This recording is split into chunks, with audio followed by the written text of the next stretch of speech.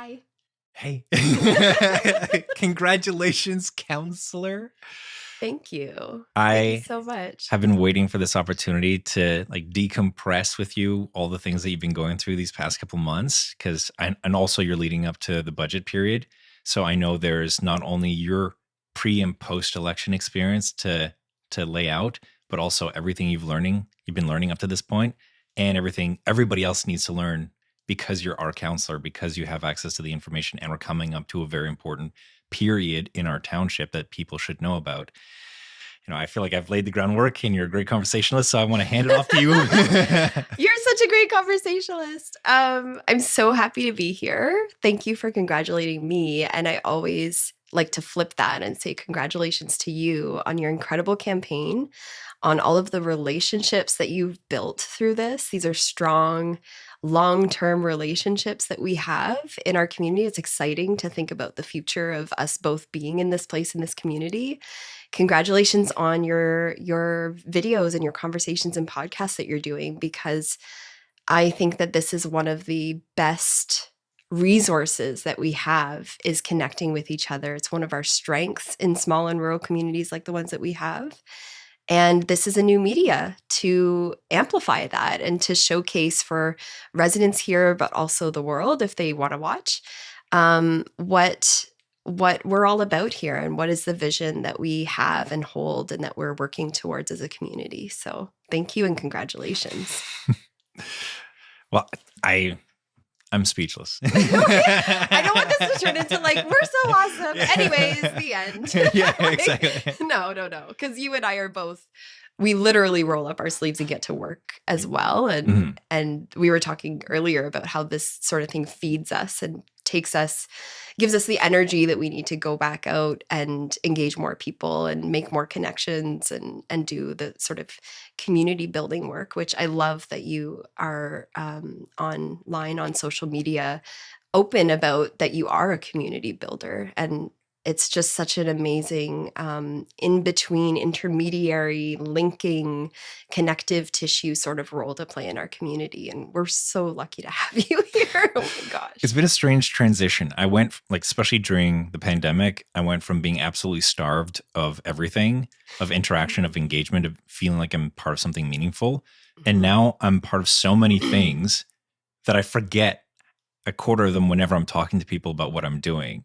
And they're all important. I can relate. I can't just say I'm doing this and this, because no, they're all super fascinating and relevant and contributing to our community in some way, shape, or form and fulfilling a need. And not only do I want to share for my own reasons of I can celebrate this little micro brag, but also putting that information out there to inform people. These are the things that are happening. That's the service. Does this need resonate with you? Do you want to be part of this? Do you want to collaborate? Because it's advertising these things as much as it is sharing what I'm doing. Yes. And I come from a communications background as well, more on research and communicating research and evidence. And so I agree. I think that so much of a lot of different spheres of community, that communication piece is what's lacking. I want to always come from an abundance way of thinking, is that it's something that works, that should grow and that we should focus our attention on. And so you doing this is a huge part of that. I watch all of your videos. I'm often working away and I want something on and I will hear someone like Carole Granada or Geneviève Lajoie or n'importe qui, I hear them say something just absolutely brilliant. And I'm like, yes, I need to remember this. I need to mobilize this or connect this to certain people. So as a big fan, I can tell you that it's doing a really big service to the community. And it is exciting work, and it's broad. It doesn't mean that you can always go super deep on everything, but it does mean that you're helping get the word out there and keep those connections, especially as we grow as fast as we are. Yeah. Yeah, it's been an interesting transition, whereas before it was just, I want to talk to leaders in the community, anybody in businesses and stuff like that. But now I'm starting to segue a little bit more into the political realm, talking to mayors and councillors and also people who work within the township. I really feel like there are people who are part of communities who are advertising the services that they're doing and the events that they're taking place, but I really don't see much about the inner workings of our township itself. Mhm. And obviously, you and me, when we went on our election cycle, going around knocking on doors and talking to people, and now after working, I'm sure the gap between what you knew and what you know now versus what other people knew, Mhm. is just widening. And that growing Yeah. desire of people need to know this. And I think that's like the number one thing that fresh eyes in any organization can do, like no matter where people work or serve in community or play even on a new hockey team or whatever, is that there are rules and there are expectations and there are histories in all of these places that a new person will come in and they need to learn all of that stuff. But they also have the fresh eyes to ask like, oh, why? Why is it this way? Why is it not that way? Oh, I noticed this. And it's so important that the culture that's receiving those people is open to that. And I think that a lot of the work of a counselor is to be that two-way communication, that intermediary, that person that's making clear what are the unwritten rules of, or maybe not even unwritten, but misunderstood rules of how council works, how township makes decisions, how votes happen, what are the bylaws, because we've talked about open government before, and you can have transparency, which is great, but open government is so much more than transparency. It's about communicating and engaging too. And like I said in the campaign, I have that to offer, and I'm just so excited to be in that role doing that engagement work on a different scale than I have before. And how has that been rolling out for you so far? It's busy. I want to share a story. So, just because you were talking about, forgetting even what you're doing and how you bring all the aspects, all the different layers of who you are and where you put your energy into action. It's hard to encapsulate that. And that's why I love people. I just love people. And I love that we have, hopefully I have lots of decades ahead of me to just really sit here in this place with people and hear their stories over long term and just really understand them more than ever before. But on a really light scale, like at Christmas time this year, I had messages from people, Merry Christmas. I hope you have a really great holiday time with your family. And I was sending those messages out in a public way, like, hi, I'm Councillor Deacon. Not so formal, but you know what I mean? Like you do that at that time of year. But the dozens of messages that came into me to people that I'm now connected with that I had only met a few months earlier, the fact that they would take time during the holidays to reach out to Councillor Deacon and say, Merry Christmas, I'm wishing you all the best next year. Like, ah, it blew me away. It blew me away. So there's those like light little touch points that I'm having with people and wanting to follow up on. After I was elected, I had hundreds of messages like that, and it took me a full week to even respond to all of them. But it was important for me to do that because this is the beginning of our story together and me serving these folks.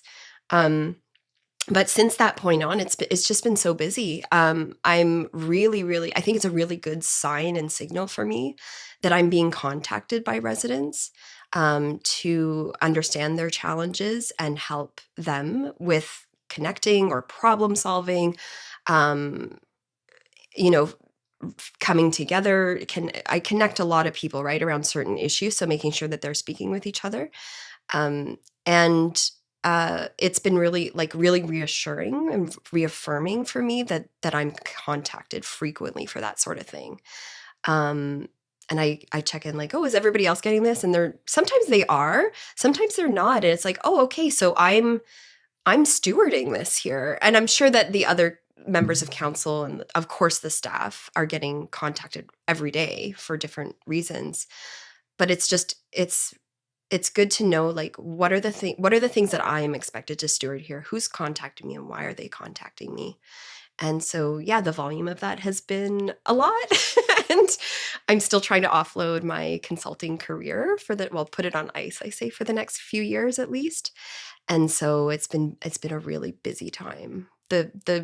What's on my plate right now is not sustainable, but I'll finish up with my consulting really soon, and be able to and just feel better in what I'm able to do. We're starting up our committee soon, which is really exciting, and so I'm excited to be like full force in the counselor role with those other commitments off my plate soon.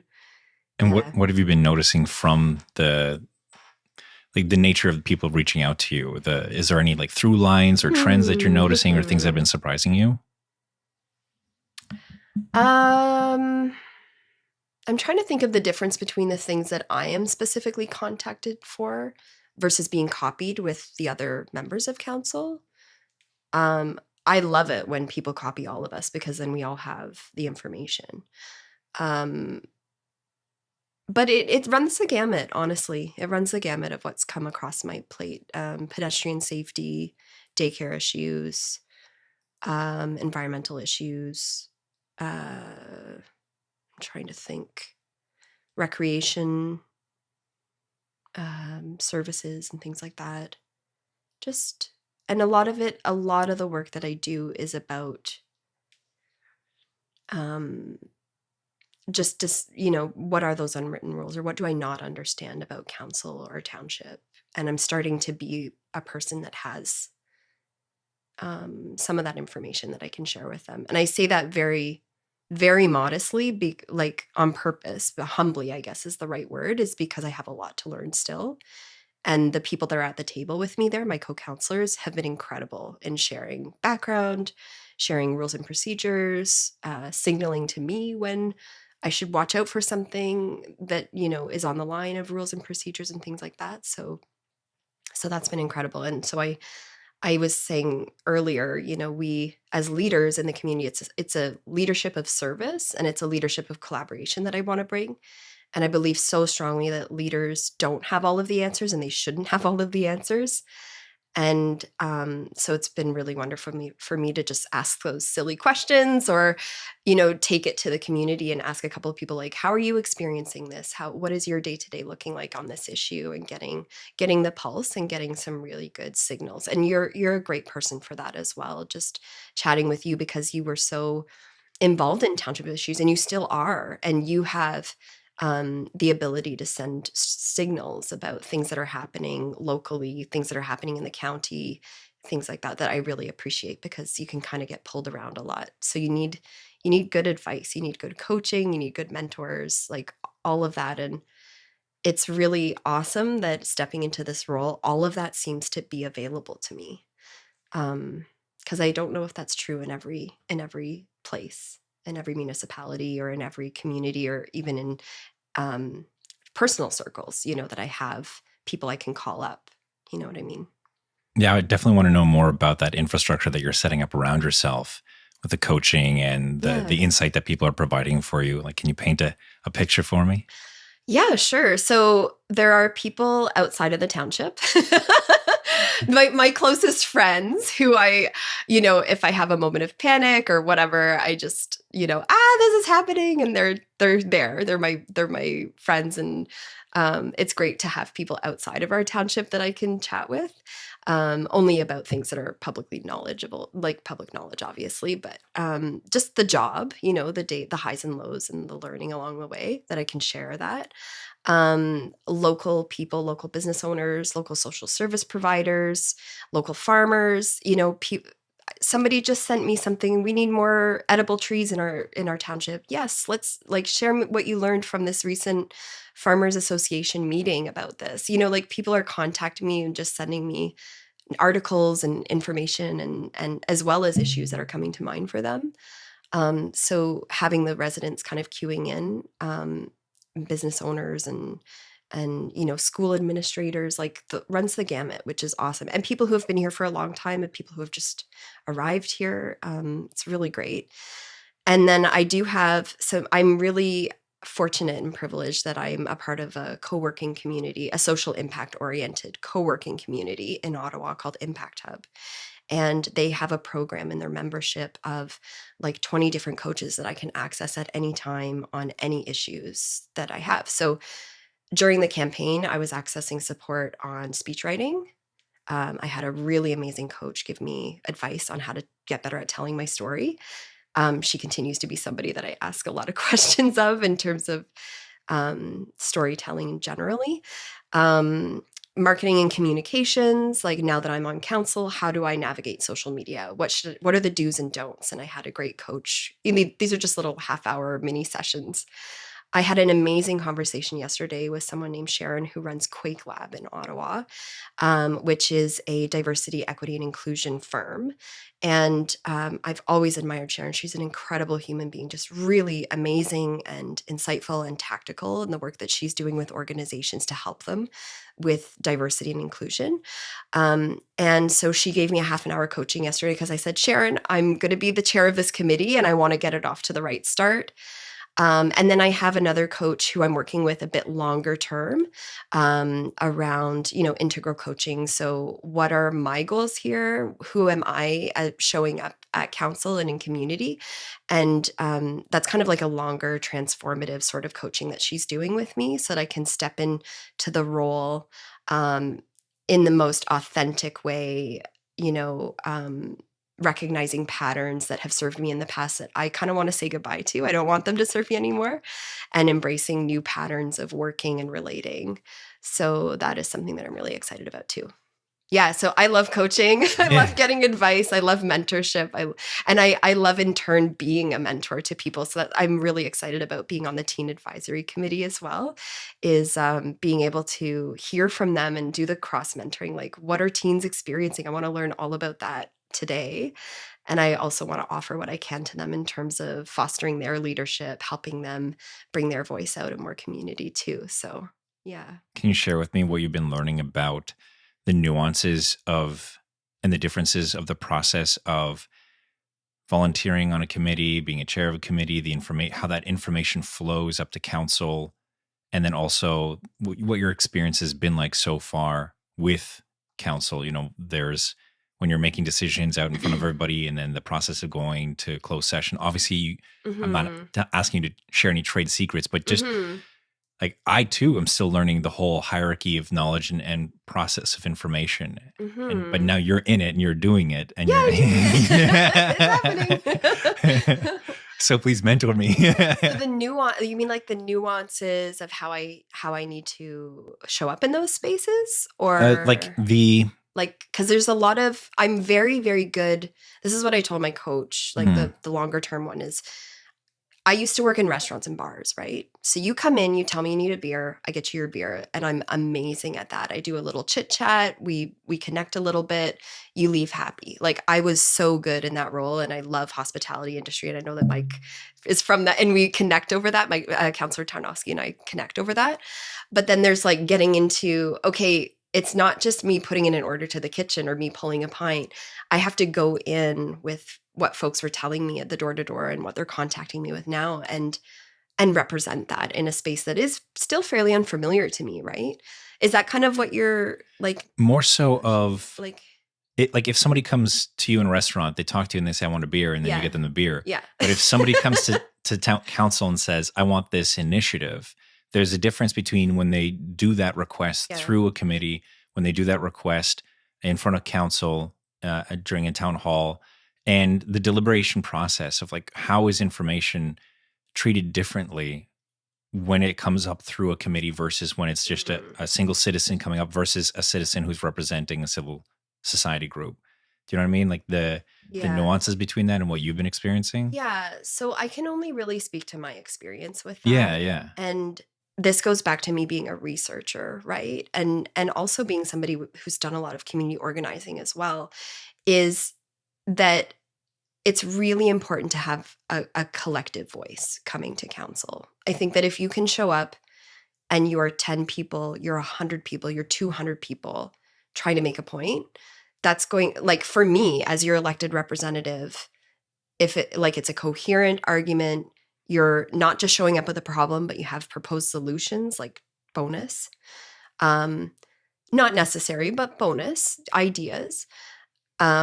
That's incredible. Like, I am going to be able to carry that and push that harder, and so I would just say, like, a lot of the work that I've been doing is saying to folks, okay, somebody contacted me about a certain issue.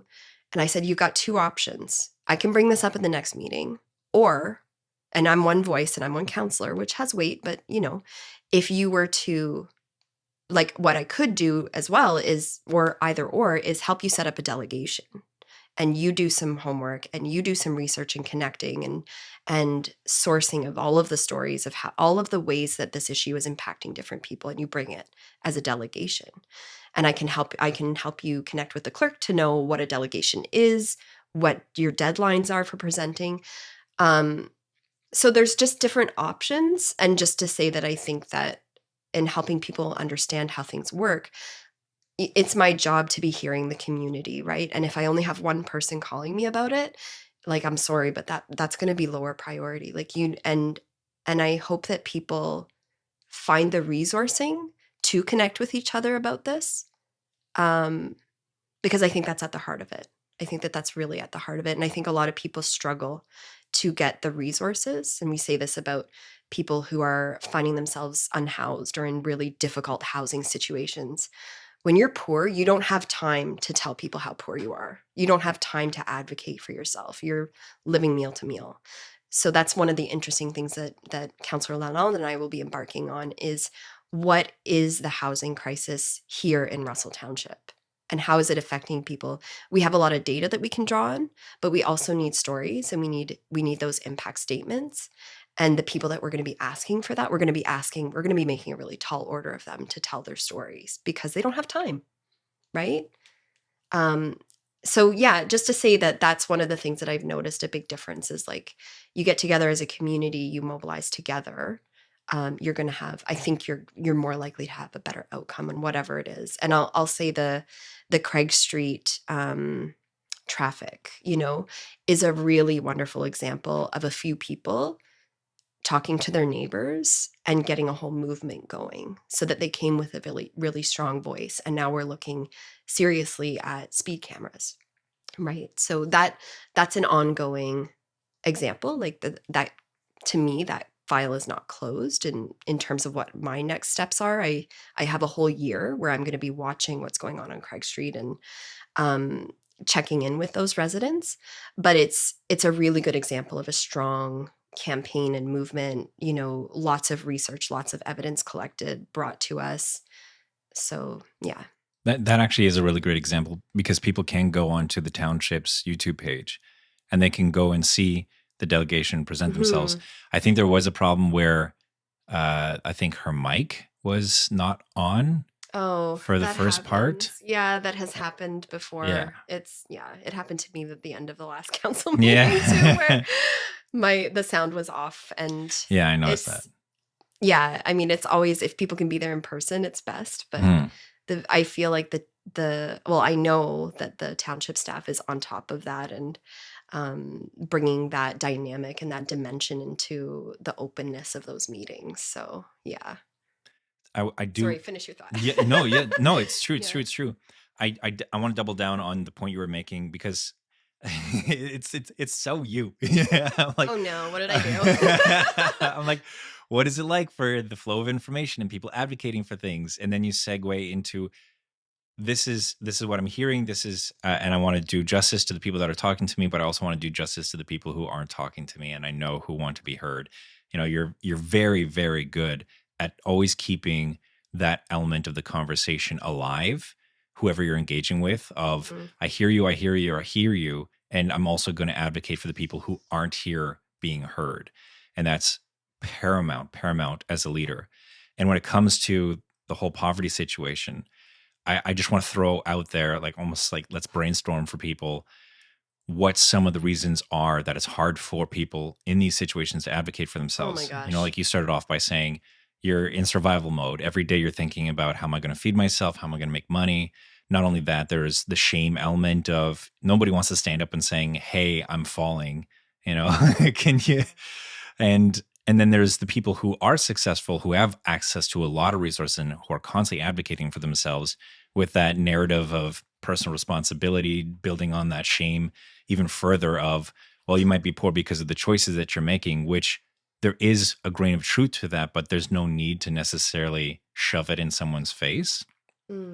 Access to transportation, the time of being able to show up to a council meeting, or even having access to like internet that's decent per Mhm, se, mhm. to even watch or know when these things are happening. The navigating, access to education, navigating the website and resources, and knowing who to reach out to, or even having the courage to reach out and think that something's possible. And when you look at your own life and you see things failing and you feel that you're struggling, just having that mentality of, oh no, the situation can be better and somebody wants to help me make it better. And not just because I'm a charity case and I have to beg for it, but because I have that dignity and that right to want my situation to improve, and that there are resources out there to help me. Like I'm just throwing out Oh, something. man. I'm just throwing out some of my things, but I really want you to pick up where I left off.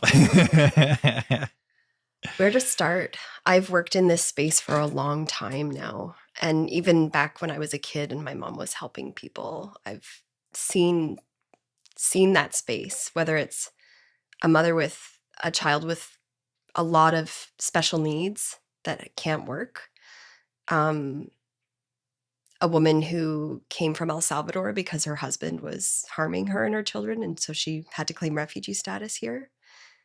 Oh, most recently in Lanark County, I've been doing work there on their community vital signs report. So what's going on in their community with the good, the bad, and the ugly, and did consultations with women who, feel deep shame. And it's the lowest self-esteem. And she like, that's a direct quote. The one that I said to you earlier about you don't have time to advocate for yourself. That is from somebody that is living in poverty today in Lanark County. And I am hearing these stories, and it's very, very important that I honor those stories and share them when I can. But it's never going to be as powerful as that person in that room, with our pizza and during our consultation that we were doing, right? Uh, so the self-esteem is big. I'm also seeing, and on that point, I'm seeing really exciting models where it's it's tackling the urgent needs of poverty, which are the basics: healthcare, housing, food, um, and making sure that those people also feel like they're creating their community, and that in telling their story, it's actually a gift to the community, because then we're better understanding what their experience is, and we can help maybe in a long-term way. Maybe we can't get housing for them tomorrow, but they can be part of making sure that the generation to come has a better shot at having safe, stable, and affordable housing. And I just want to. I just, yeah, in Lanark County, there is a project happening. It's called it's like an advocacy network where it's called the Table, and in the Table they have food. It's like a food bank. You can go there and access food for free. You can access communal meals with other people. You can access healthy eating classes if you want. You can access financial coaching, and you can be a part of an advocacy network, and you can show up and you can be part of this, like part of actually mobilizing your community to find systemic solutions. And I just love that so much, because it's a model of, I see your shame. Guess what? We're going to flip that around, because your story is a gift to us. And as a community, if we better understood that story, we would be better at making sure that children have enough food to eat, that they grow up with the nutrition that they need to learn well in school, to um, receive love in the community if their family is struggling to provide that, and turn into really healthy young adults and adults. So yeah, it's very powerful. And so that is the job, is making sure that those voices are heard. And I'm really lucky. I'm so privileged. Like, sorry, but it is important to check that, right? That I get to do this work, that I get to hear these stories, that I get to honor these stories and bring them forward, and amplify them. And yeah, I was knocking on a resident's door today, asking them to give me their story. So it continues on. And it is, when somebody has nothing and they choose to take 5 minutes and tell you what's going on, like, whew, it's very powerful. And I mean, but it's all of it. It's not that or the squeaky wheel. You'll hear some more like longer term politicians, not necessarily in our community, but the squeaky wheel gets the grease, or, well, most of us are happy, so it's fine. We're not hearing about this. And it's like, well, look at your circles, look at your, right? And we have data, like we actually have quantitative data on how many people in our community live on low income. One of the things that's changed though in the last little while is that you'll hear people who on the outs, poverty looks different to everybody, right? And like, I'll give this example in a rural community, which I grew up in. I never really understood how much youth homelessness there was. And then when somebody told me, well, youth homelessness in rural communities looks like kids sleeping on their friends' couches. Light bulb moment. Oh my God, I can name 10 people in my high school that I hang out with who are homeless right now. Just never occurred to me that that's what that looked like, right? And I think that one of the big things that we need to face in our community right now is the housing crisis, in terms of people who bought $1 million homes a couple years ago and will need to renew their mortgage in a few years, and it's going to be a lot higher. And I'm really concerned about housing today in our community.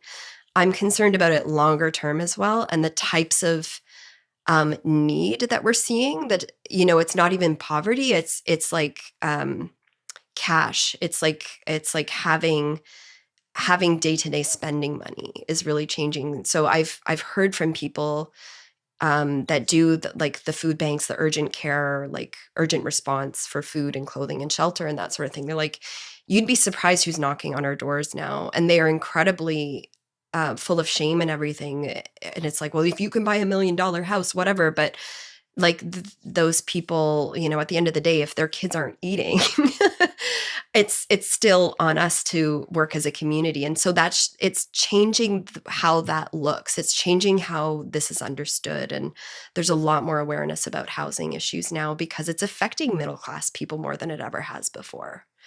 And not in obvious, like in ways that are very differently colored than some of the please, sir, can I have some more kind of old school ways of thinking about what poverty looks like? Mm-hmm. Mm-hmm. So that was a rant. No, that was perfect. That was amazing. I hope that was coherent for you. Maybe give me some structure for yes. what we that should was talk about next. Honestly, that was perfect. Yeah, you got to get those stories, and you need the trust. Like at the foundation of that is trust. My favorite part was when you said how those people's stories are a gift, because so many times I've heard people turn away from these pleas saying, well, other people have other needs as well. I don't hear as many people complaining about it, or there's only so much we have to go around. More of the they themselves, people in positions of authority and who have control of the resources, exhibiting a poverty mindset of their own. Wow. Yeah. Wow. And that somebody coming up and saying, I'm suffering. Yeah. Is not necessarily there. It's not my cross to bear. It's my opportunity to listen. It's actually that connection is the first transformation back to like solving the problem, coming together. Yeah. Big time. Wow. I love that. And I think too, I'm a student of nonviolent communication, and it all comes down to needs, right? And so I hold a lot of empathy and compassion for the person says, well, there's only so much that goes to go around, because that person has needs as well, and reasons that they're making that statement, and lived experiences that they have. And I just want to throw the caveat that like I am a business owner and I balance my budget at home, right? I do not carry debt. I am not a person that I was taught that from a very young age. So I'm not saying like, oh, let's just throw money in the streets, right? But what you said there about the connection, there's capital there, social capital, right? That you can build on, that can be outside of financial implications to a point. And I think an example that I'd like to give is Habitation Mirella, which is a Francophone home sharing project out of Atelier Mauriel Bélanger at Université Saint-Paul in Ottawa. And it's about social capital. It's about, this person doesn't have a lot of money. This person is maybe younger or whatever. And this person is an elderly person who's lonely. Sorry, I guess I'm throwing out some stereotypes. Not all elderly people are lonely. Not all young people have money or don't have money. But if you find if you find yourself in this situation where one person has a house and space and one person finds themselves in need of space, that you could match them. That doesn't cost anything. And that's a scalable solution that exists right now in our community. How many people have heard about it? This is my first time. Right. This is why I'm in this role. This is why I'm here.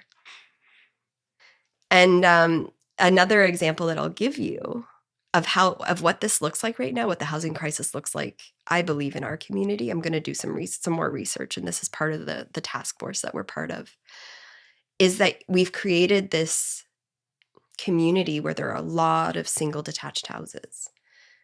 And Bill C-23 comes in, says, you know what? We're going to make it easier for you to rent out your basement. We're going to make it easier for you to rent out your spare bedroom, whatever, in terms of how many parking spaces are required in your driveway or whatever. Comes down from the province in the fall, right? And I see, I knocked on a lot increasing of doors. the commercialization of housing. I knocked on a lot of doors. Yeah. And I knocked on a lot of doors where, in the new St. Thomas development, for example, there was a street there that got permission to do basement apartments after they had been built. And there's a lot of basement apartments there. There's a lot of people that paid a lot of money for those houses. They're beautiful houses. It's a really nice development there. They've got the forest and the river to the north of, it's really nice. There are a lot of people that are putting in basement apartments because they're overspaced, they're overhoused, and hey, make a few bucks.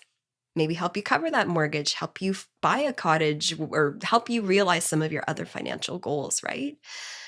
And then I had a counselor from Lanark Highlands, I think, tell me, so why didn't we just build buildings that had 2 units?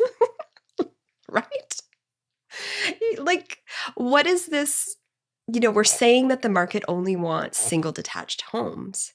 And then we're seeing the market correct itself a few months later and say, no, this should be a duplex. But when that happens, so we do that retroactively, and yay, you can have a duplex, you have your basement apartment, whatever. But those buildings are not built necessarily. I mean, I'm not going to say, she gave the example of rooming houses, right? And how rooming houses are a thing of the past. They've been really largely abolished. They're horrible places.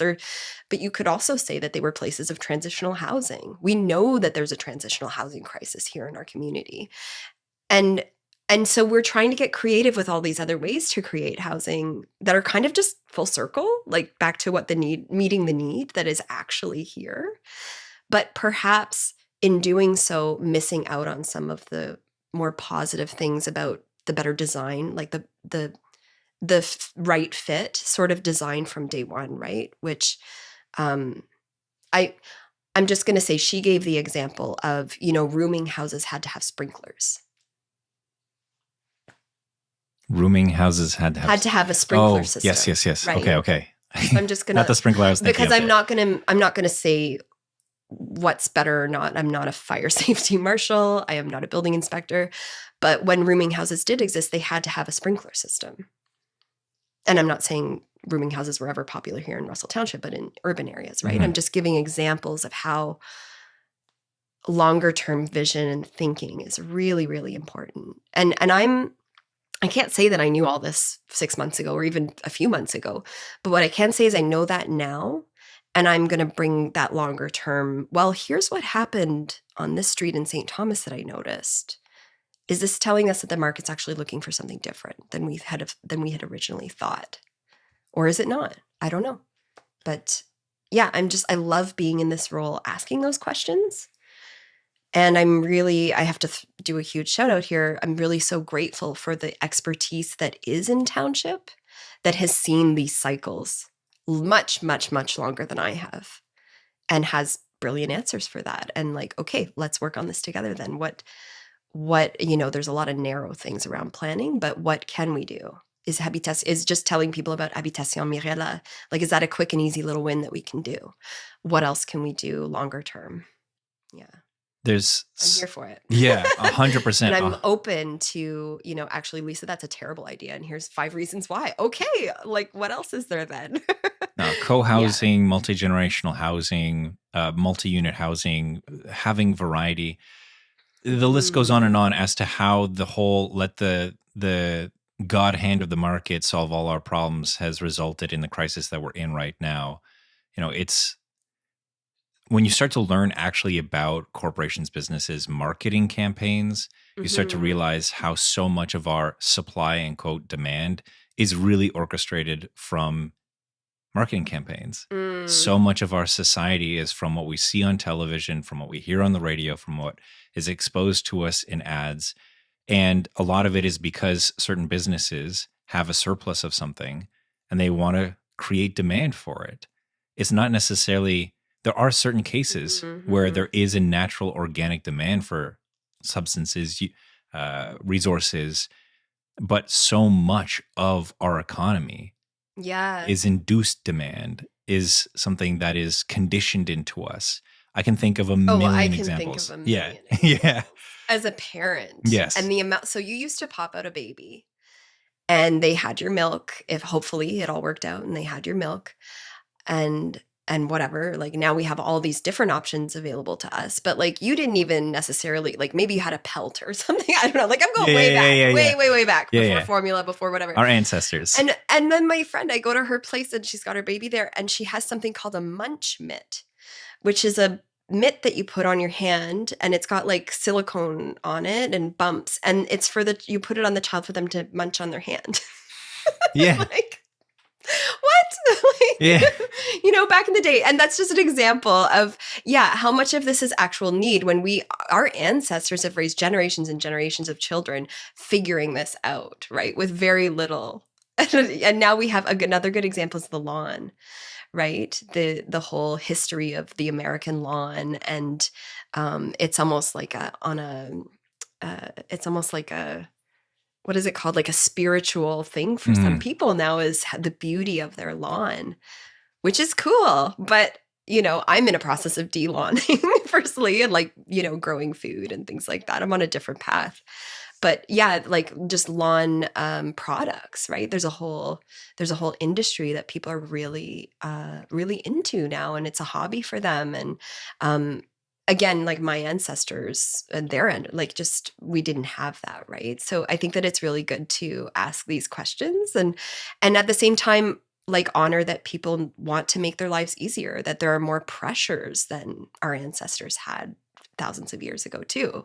Like, we have a very complicated world that we live in now. And so, that marketing is available to us, and maybe it does make our lives simpler in some ways. And it's just, I don't know where I'm going with that, but what I found, I hear what you're saying around the market. And I think that too, at a certain point, this is where my personal accountability comes into all of this, is there is what is, and there's what could be. What could be.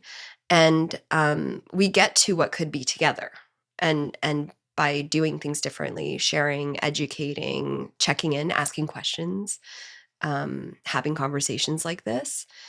I'm sure there's people watching this that don't agree with things I've said today, right? And that's cool. Like, call me up. Let's talk about it. Tell me how I'm wrong.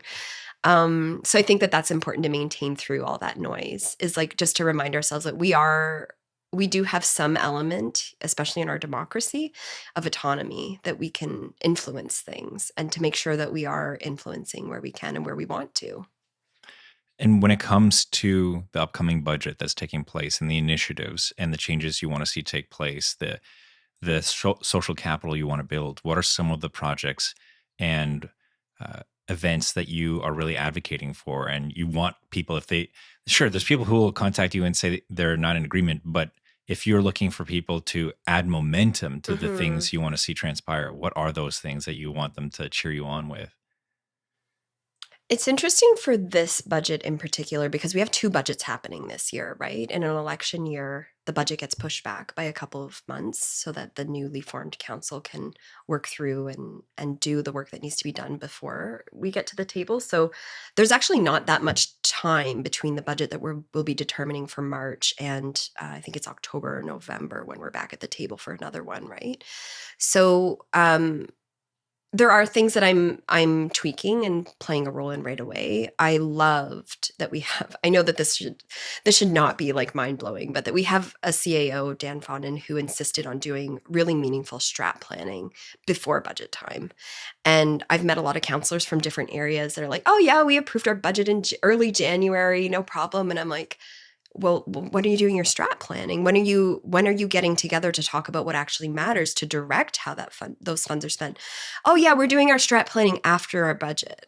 I'm like, what? Yeah. That's a terrible idea. Yeah. Yeah. So I like Put the cart bravo before the Mr. horse. Fondon for actually like he's really like committed to that and the why or the what before the how, I guess. Which yes, we have that at our table and we engaged in a really wonderful couple of meetings looking at the plan. And so I was able to, I mean, I've already influenced, I think, in some ways the commitment to diversity, equity, and inclusion more in the strat plan because I said in the last meeting, I was like, oh, there's just not a lot for that committee, the diversity, equity, and inclusion committee. There's not a lot for them to sink their teeth into here. So making sure that we brought something into the strat plan that reflected that. And also being delighted at the strat planning process, how many of my priorities were in there already. So, I mean, I could list them, but really what it comes down to is at this point, is how the rubber hits the road. It all comes down to, from a township, like almost all of the township is what are we doing with the money that comes in from businesses, taxpayers, what are we doing with those funds on their behalf? So it's like rubber hits the road. We talked about a lot of great things. How are we actioning it? And how will we know when we've gotten there? There's something as easy as like a paved road. Like, okay, well, the road wasn't paved and now it's paved. Great. And then there's more longer term, like cultural changes and environmental changes that are maybe more difficult to measure the impact of, but that we should also be doing the work of that. And I'm excited that, again, that the CAO, Dan Fondon, is committed to having KPIs, key performance indicators across all of these things. It's not just leave it hanging, like we want whatever, I don't know, like let's just take that section where the DEI appears now. It's about empathy with all staff and residents in our interactions. Okay, you could just honestly leave that there and be like, great, I think we did this. People feel good. Yeah, you feel like you have empathy. Awesome. Okay. Yeah. But he's very committed to pushing for, okay, how do we know what that looks like? What is the outcome there? And how do we know when we've found it or reached it? So that's exciting. So yes, it's about budget. It is all about dollars and cents at the end of the day, but I'm excited to go into that process with a really strong, cohesive strat plan that there wasn't a lot of debate about even at the council. We were largely behind it. So it'll be interesting to see how that plays out. And so I'll be there, I guess making sure, honestly, making sure that the things that we said we were going to do in the strat plan is what we're funding. So it's hard for me to even say like one thing or the other, because the job of our council at this point, with a strat plan in hand, is to make sure that that's funded. Yeah. Right? Yeah. Absolutely. To an extent. I mean, should we put it, I don't know, like it could get down into the minuscule, like, I don't know, but. Well, are there any groups, because you've been talking to people who have been part of council, like Pierre's been mayor and he's been part of council for over 16 years. Jamie's been there for a really long time as well. This is Mike's second term.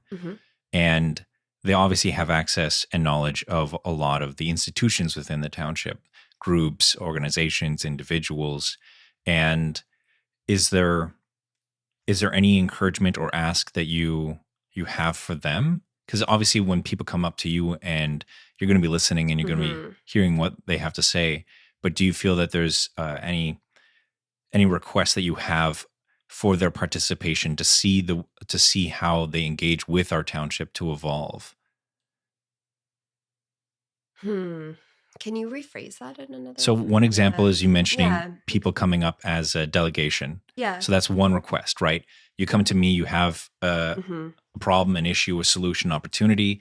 I want that to move forward, and to help move that forward, come to me as a delegation. Mm-hmm. Are there any other tips or tricks or suggestions or guidance that you can offer any of these organizations or groups or people within our township Okay. who want to Yeah. advocate, support, move forward some of these strats Mm-hmm. of our budget, to make it more tangible, not only in the upcoming near future of when these things Mm-hmm. get talked about and agreed, but in the long term of like joint, like examples, joint calendars, email campaigns, sign up for the township's email newsletter, whatever it may be. Yeah. Like there's certain things, certain resources that are out there right now that are being underused, but that people could benefit and the township could benefit if they're being used more often. Mm-hmm. Mm-hmm. It's like when you have a service or a program and then you don't tell anybody about it and nobody Yeah. uses it. And then you're like, well, that was a flop. Nobody wanted it. Yeah. And yeah, it's really hard. That's Mm. a really tough space. Like marketing and communications is really hard work. And at the end of the day, like I feel like that's my job as counselor too, is to be telling people, like to be using whatever voice I have to be amplifying these different programs and saying, check this out, or like, did you know that this is a really big issue? Like, take a look at it. I posted about labor shortages for municipalities, right? Just a few days ago. That I don't think people understand how dire it is to find people, especially like planners. It's almost impossible. I mean, I see what's happening in Prescott Russell. Planners are moving here, they're moving there. There's not enough to go around, and it's really hindering township's ability to have a full complement, which you can do. Okay, you can work harder and smarter, but to a point, right? Like if you're just missing the body and the seat, the brain and the skills at the table, it's hard. Um, so yeah, I guess I just see that as part of the work, is making sure that information is out there and making sure like there's different spheres. It is easy to get pretty close. Well, easy. I think it's fairly easy to get close to township affairs through committees, through contacting counselors, and just like you said, following the newsletters, like very basic, like more passive sort of stuff, which is great. They're all levels of engagement. At the committee level, there's a lot. I think I'm really excited for our committees in the next year, especially to see how they form and what takes shape and what comes up to council for the next budget as well in that. So I think that's one that I'm really excited about, because it's one of those rare, governments really, really struggle at all levels with direct input. And I think that's one of the things that local governments, we have an upper hand on, is that we are neighbors. And we have that close connection. And because we're not oriented to certain parties, we have like better connection, better opportunities for connection and with residents. So yeah, those committees are really exciting. Somebody asked me, they were telling me about committee work, and I said, oh yeah, I can't wait to hear what residents on the committee have to say about this. It was about the DEI coaching. Sorry. I'm like, well, yeah, I'll just listen to what the residents have to say. And she's like, you have residents on your committee? I'm like, yeah, that's not something that every government has. Like, honestly, different levels of government, if they have committees, they're only elected officials at the table who bring in like consultations, right? Yeah. And here we have like literally residents at the table. So when she asked me like, what's the biggest diversity, equity, and inclusion issue in your community? I said, well, I don't know. That's what we got to figure out. I need to hear from the residents that are on the committee. Especially this, like, what do I know? Cis white woman? Like, that's not for me to even say, right? And we're really fortunate to have that. And that fits into, like, again, with delegations, it's the same, like getting that collective voice into the mechanism and churning out a strat plan and a budget that reflects that. That's a really, really great point, because committees on the provincial level and the federal level, as you mentioned, they're populated by political members who are sometimes playing political games. Mm-hmm. I'm not going to go parties, yeah. Yeah, parties playing partisan games, and so the committee can sometimes get bogged down or become completely useless, or not connected to resources and the people who are actually being affected. Then you can have people who come in who are subject matter experts, Mm-hmm. but they can sometimes have their own allegiances, and they sometimes are even just brought out as like a token and they're still advocating to people who aren't necessarily their peers. Whereas here on the municipal level, it's true. Everyone on these committees are members of our township. And it's driven by them. Like, it's actually embedded in the structure. Is like, we can't do this without you. We're not going to have a committee if no residents show up. And on the provincial and federal level, there's a certain expectation that if you are a quote unquote citizen and you come to make a presentation, you have to be an expertise in some element. You have to bring a large amount of value, either through your community or through the education that you have or the lived experience that you have. Whereas here, anybody can come and start advocating for a certain perspective and a point of view, sharing their questions or the opportunities that they perceive. And that is something I really want to help the township with, in making it more transparent, making it easier for people to see what committees are like and to see themselves coming up to a committee meeting to advocate for something. I didn't even know that was a thing until I started to be part of the library committee. You know, people coming up and saying, I had this experience. These are the things we want to do. We want to talk about these events. Like, that's amazing. I love this mechanism, this river in which the common person can come and these stories can weave their way up into council. in a very direct way. Yes. And thank you for serving on the library board. Thank you for chairing. I'm so excited to be at the table under your leadership at that table. It's fantastic. It really is. Like, the library board is an example where a resident is going to chair. And that's what should happen, even in that one in particular, right? With the different way that the library is affiliated. And it's incredible. It's great. I wanted to say something about that, like, understanding of how government works. And you alluded to it a bit. Like, it's not only that I hope people volunteer. It's like, we can't do this work without you. Yeah. You know, I don't have a crystal ball. You have to write to me. You have to come to committees. You have to, and again, I have to do my work of going to you as well. Going to spaces is just as important as them coming to me.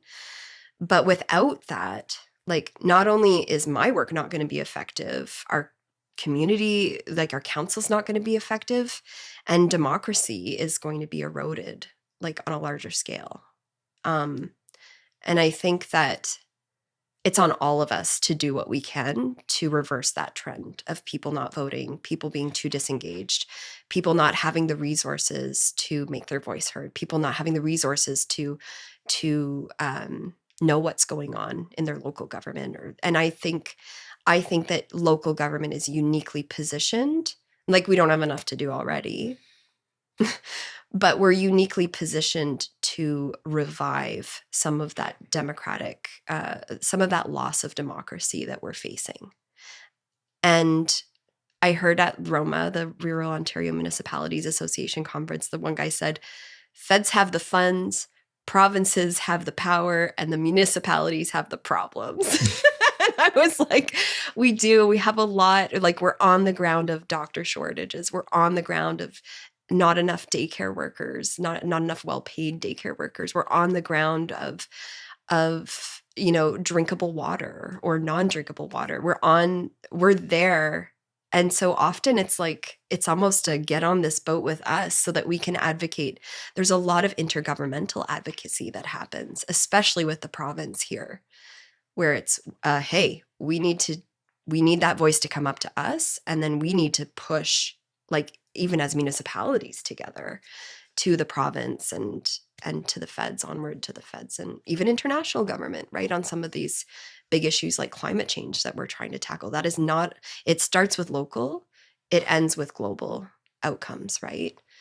So I think we did want to talk a little bit about the state of democracy here and the election. Yes. Oh, yeah. That was the entire... Right? That's why we were... Real quick. I want to say quick before we go into that, which we absolutely... That was yes. So when you for anybody who shows up to a council meeting or to a committee meeting,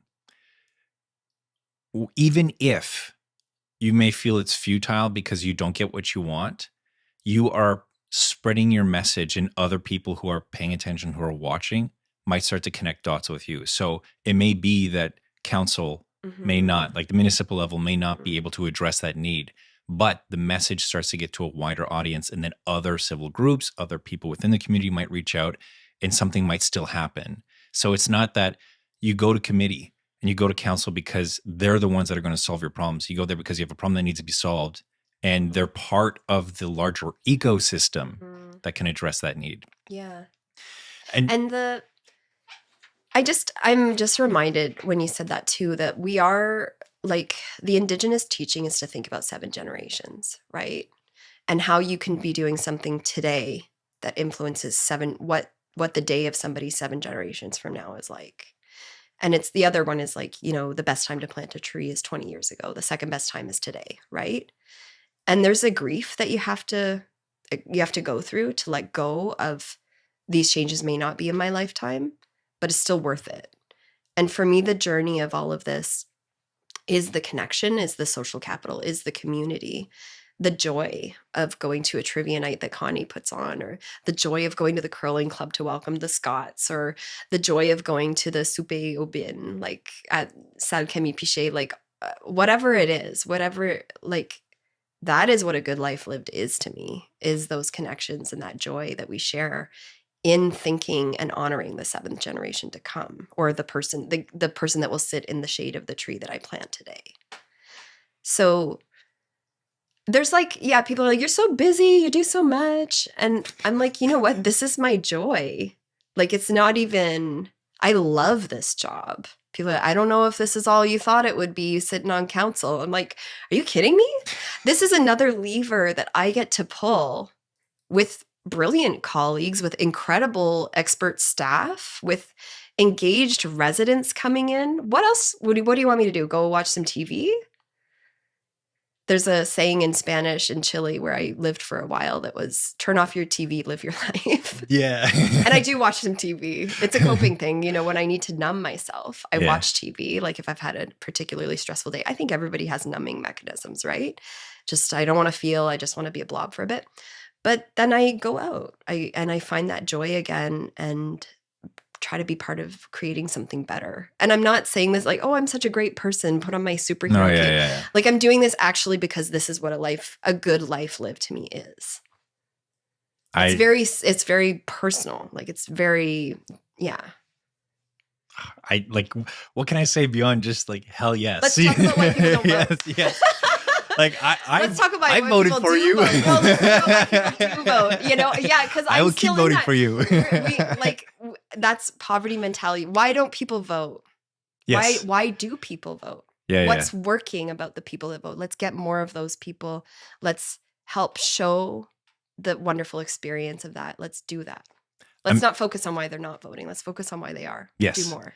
I'm definitely going to be sharing in the description the link for the information that we got in regards to the voting breakdown of the age demographics, the platforms that were used, the times that people voted. I found all that stuff really, really fascinating.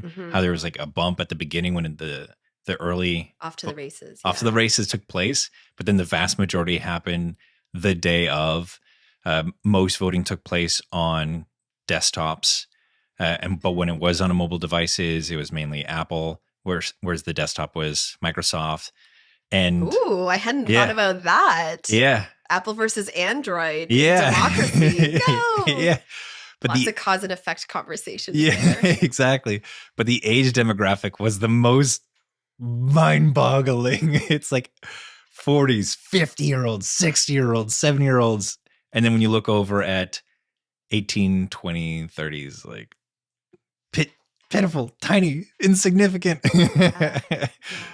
I think if I can remember, I think it was like 700 or 800 people in their 30s voted. Yeah. Yeah. Like if you add it up. We're just so that we're clear, our community is almost 20,000 people, 15,000 electors. Yes. And about 700 or 800. Sorry, that's all ballpark figures. That's just what sticks in my head. But 700 or 800 people in our decade voted. Yeah. Yeah. Thank you for the 700 or 800. That's the thing, right? It's like I look at that. Because we're focusing on the good now. Yes. We're focusing on the good. Who are those people, and how do we encourage others to be more? How do we do that? I want to give them all a hug. The 700 people. I literally could. I have the time because I knocked on 3,000 doors, so I literally could give everybody a hug that voted for me. Yeah, yeah, And yeah. I would love to. Yeah. Yeah. It's a long, I think that engagement and democracy is a beautiful project that has been centuries. It's not perfect. It's not the perfect system. We haven't found that. Maybe we shouldn't be striving for perfection, but it's the best thing that we have, and we need to strengthen it. But, in my life, there are a lot of times in my life where I've said, do I stay or do I go?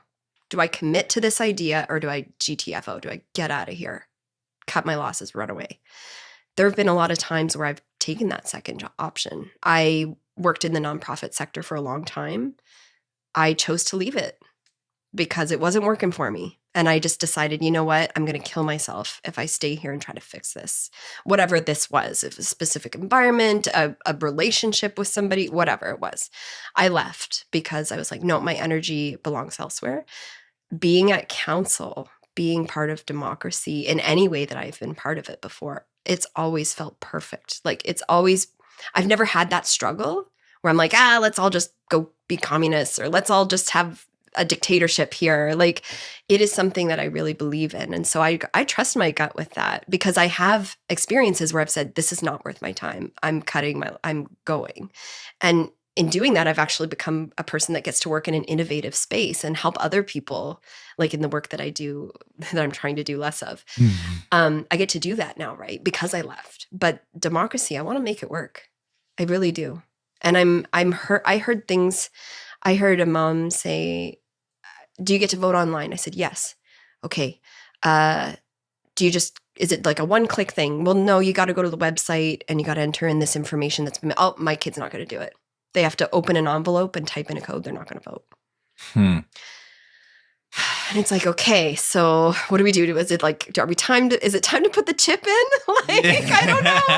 I don't know. And on the other side, I heard people saying, I'm not voting online. I don't trust it. It's not, I think it's corrupt. I think that, there's Russian influence and I'm not doing it. Overwhelmingly, I heard more about the convenience. I mean, those are two outliers. Removing friction. But I do want whatever's working with democracy. I want to be part of fostering more of that, including getting people on committees, getting people talking with me throughout the term. I am going to knock on doors again. I have a plan for 6 months and 2 years doing check-ins, doing feedback surveys and things like that on how I'm serving, because you're my boss. You're my boss. And I love that. So just making sure that I'm engaging with people all throughout so that when the election lands again, they have it a bit more top of mind. I'm also doing something that I'm really excited about. I haven't told you about yet. I'm going to do a mock council meeting at early March, kind of honoring International Women's Day, which is March 8th. I'm going to do a mock council meeting with Girl Guides. And I have this whole idea. It's like, I'm so excited about it.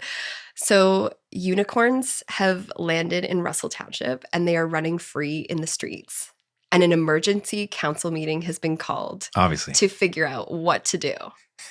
Okay, brownies, go. What policies do we need? What measures? What, how do we handle this situation? And so they're going to be put into a live, very silly role-playing kind of situation. And it's going to teach and I hope that their parents come and see, just because we are going to be going through, we're not going to be following obviously the procedural bylaw to a T, but we are going to I'm going to design it like it is a council meeting. And so most of the things around the roles, this question and answer period, the staff recommendations and reports that come forward, that's all going to be part of it. So that maybe some of the parents in the room also get a sense, And so it's going to be just fun and educational. And I'm so excited. I'm really excited. And I just got the confirmation yesterday that Township staff are interested and want to support me too in doing that. and they're like, how many more of these can we do? And like that kind of thing. I'm no promises, but I'm just really excited to try it. Maybe this is, we know that people learn when they're having fun and when they're experiencing it, right? It's not just like paper and reading bylaws, right? It's actually doing it. And I'd say that I am even an example of that, like having been starting to get involved a few years ago in the local government. I've always been a little bit interested in government and how it works, but starting to I did a delegation to the county, and when you do the thing, you start to understand it more. So those are two ideas that I have anyways. Yeah, it takes the pressure off, it makes it playful, and it's you're practicing what you need to be practicing, but it's in a engaging and like it who wouldn't want to do that at that age group? I was so scared to like even tell this township staff, like, so here's the scenario, because it's so silly. It is silly. But it's going to be so fun. And that's what, they came to me and asked me to do something. Oh, give us a tour of council chambers. Well, yeah, we could do that. Or we could have some fun with this. These kids are 7 and 8 years old, even getting them to write something. Like, no, they want to play. Yes. And I think a lot of us want to have play. Like, I'm looking forward to that and running through that. I had, when I was in elementary school, I had a conductor and like an orchestra come to my gymnasium to play for us. Mm-hmm. And at the very end, they took 2 students. One was me. The other was a girl named Allison. And we were to conducting. And obviously they're playing their own music. They're not following us. And it's just us having fun and just make believe. But you did it. But I did it. And it was invigorating. It was fun. It was thrilling. And it stuck with me. Even if I never went down that path, it stuck with me. And it gave me a relationship with that process that I never would have had without that. That's so cool. And I love that. I love that that was at a school. I love that that was an opportunity that stuck with you. And it only takes sometimes one opportunity. I'm lucky, I'm privileged. I have several like that, I was looking through pictures because I'm doing a pre-meet with them to go through okay, you're running your election campaign. And I wanted to share a bit of story about my life. And I didn't want to make it totally boring, like me just talking. So I'm going to hand out pictures. And I went through pictures of all the way from my childhood to now. And oh my gosh, I've had so many experiences like that where you just feel like you're part of something. And people need that feeling when they think about democracy and who they're electing. And, what does this have to do with me? There was a comedian that was like, well, why would I vote? He's like, I'm not old, young, a woman, an immigrant, and he went through, I don't have any disabilities. I'm not da-da-da-da-da-da. And he ended up, basically the joke, the shtick was that he listed everything.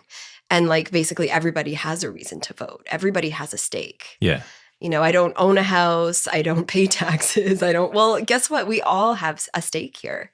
Mm-hmm. So that was, just, I guess, showing people that they do, and helping them see how they're implicated and can get involved. Yeah, I want to go back to your. You say some things. I've been ranting and all excited about my meeting that's coming up. This is the entire point of it. Yeah, and how awesome is it that there's brownie leaders that are volunteering their time, and just to give a shout out to this is not me designing something cool. This happened because of connection and giving on all sides. Yeah. To the son of the woman who wouldn't even touch the envelope. I get that feeling. I felt that way when I was their age. 100% just angry at the fact that I had to go through this antiquated, archaic system that I had no connection to and I felt disconnected from. Obviously, modern day, we're like, why can't we just do two stage authentication like every other platform ever out there? Obviously. But also what you're talking about helps through another path create a sense of connection and responsibility to this institution of democracy. Having a positive experience of, it's almost like making friends with it. When you meet somebody and you have a pleasurable experience versus if you never met them and they send you a message like, hey, what are you doing this weekend? You want to hang out? You want to go to this event? If you don't have a connection with them, you're like, I got something going on, versus you met them, you shook their hand, you shared food with them. Make the time. Yeah, you're like, okay, that's a person. I wouldn't want it. I have just, it's that human element about us. And so getting that opportunity to start to have real life experience, even if it's silly, Mhm. is paramount, is Yeah, absolutely silliness paramount. be damned. Totally. Oh, yes. So I wanted to say on that I did have a mother say, I said, you just vote online. Oh, I want to walk to town hall with my kids to do this because it's really important to me that they see the process. And okay, well, they're just going to put you in front of a screen and you're going to do it there. And she's like, no, it matters to me to show them. So just that was still an option that you could do with being at the town hall. But yeah, we do. I mean, my son was on my lap as I voted. So because I think that that's really important too. Um, oh, I missed what I was going to say there. Anyways, it couldn't have been too important if I Mhm. lost it. But yeah, just people seeing themselves in democracy and having a longer term relationship with it for sure. Or Yeah. even if it's something as like having buses or like a voting shuttle or something like that, or having parties or a dance or like Yeah. anything, I've driven anything. people to the polls before, and it was an incredible experience. I mean, the people, uh, they live in our community, and I got to meet them, and we spent half an hour, 40 minutes together, um, just talking about the election and our community and who we were, and it was awesome. It was awesome just volunteering to do that. Yeah. I do want to learn more about why people voted. When going back to the election results that we had, 33% of the population voted, so it's like what, Of eligible of voters, eligible because I did meet voters. a lot of newcomers who couldn't vote because they're not citizens. That's the other thing. Yeah, just to say that this is something that is not afforded to everybody. And even in our community, I met people who had never voted before. I met people who and couldn't vote. And I stayed at their door. I said, "That's okay. I want to know what you're thinking and what you're seeing." And then I met newcomers who this was their first election, and they wrote to me after the election, said, "I was so excited. Thank you for coming to my door. Thank you for telling me how it works. I voted in my first election." This is something that some people are very excited about, and that means a lot to some people, and that some people don't have, including younger people. I really am looking forward, like the committees that we have, me being part of the Russell Agriculture Society. There's even the Russell Rocks that's taking place. Yeah, There's all I'm these. gonna go there. You're gonna be there? Yeah, I'll Okay. go. Yeah, I'm going to be MC for it. Oh, wonderful. Yeah, Oh, good. They're lucky to have you there. That's yeah. awesome. Oh, I'm blessed in being able to Yeah. collaborate with such compassionate people. Like their hearts are bursting from their chests and their creativity is unbound. And I really am excited to get to talk to more youth and understand like what is it that gets you to vote. Obviously, when I'm going to talk to seniors and stuff like that, if anything, they're Mhm. more comfortable. They're more comfortable coming up and having those conversations of what they're advocating for, what they want to see take Mhm. place. But that doesn't mean that I won't stop asking. I won't stop caring. I care to understand why anybody votes because I want to celebrate them voting, even if they Yeah. don't vote for me. I'm like, just take part in the process, Yeah. keep it alive. Yeah, just do it. Yeah, yeah. I think, yeah, the on the day, so in our small community, we do have a large role to play in what's called getting out the vote. And I think that this was something that I learned that I wasn't aware of, how much influence we have on who votes at the end of the day. So the strategy of running a political campaign when you're doing it on the ground is that you meet as many people as you can, you make as many connections as possible. You get a good you like literally this is not my secret. It is literally how politics work, how people get elected is you have a conversation with somebody, yep, they're a 5. They're a 5 out of 5. They were really into what I was saying. This is somebody that I'm going to follow up with. Um or they were a 1. Like they're not voting, or they're definitely not voting for me. They just had totally different, so that's okay. Go for it. I'd rather that they're a 1 not voting for me, but still voting. And then you get contact information. You follow up with the 4s and the 5s and the 3s even to make sure that they actually vote. Like it's not even, they say the last 6 weeks of your campaign shouldn't even be about trying to get new people on board. It should just be about dear people who have seemed to be into what I'm saying and that seem to have a connection with me at the door. Are you planning to vote? Where are you going to vote? When are you going to vote? How are you going to vote? Did you get your letter? Did you get your code? Have you done it yet? And it was shocking to me to find out that it was that strategic. And I had never been part of a campaign before. And here I was campaigning on my own behalf and seeing like, whoa, this is a machine. And so it's about getting out the vote.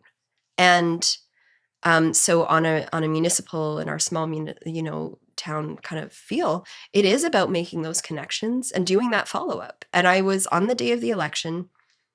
I think the polls closed at 6. Do you remember? I don't remember. It's all a blur. It honestly was. Until 6 o'clock, I was literally contacting. No, and I think I called it quits at like 5 o'clock. I was like, if they didn't do it by 5 o'clock, an hour before the polls closed, whatever. But I was emailing people, Facebook messaging, texting, and making sure that the vote that they did.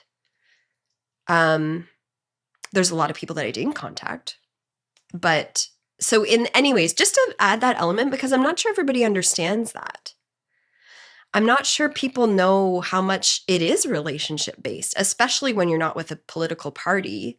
I did have help when I was knocking on doors, but basically if somebody answered the door, I would go to them. Like there are very few doors that I knocked on or that my volunteers, I would have like one volunteer, maybe 2 volunteers. I think I had 2 volunteers once where they would knock, and if somebody answered, they would, hi, I'm here with Lisa. I'm going to grab Lisa so that she can talk to you. Like, so it was almost 99% of the time me talking directly with the person and making that connection. And then it's my job to make sure that they vote. Yeah. So just to put that out there, I don't think everybody understands that. That's so cool. And this is what I mean, like the day one of, I'm going to be engaged and make sure that you know about what's going on and get involved too, is like literally to get elected here. To get elected, that's what you do. Like you get out the vote, you get out the voice, you hear the voice, you tell the voice something that they're looking for, you connect. Obviously, there was a good connection there. And then you make sure that those people vote. So just to say that there is like a lot of hands-on, like on the ground, boots on the ground kind of work to do, right? Mm-hmm. And yeah, but I don't know how to do the kid that just doesn't want to click the button.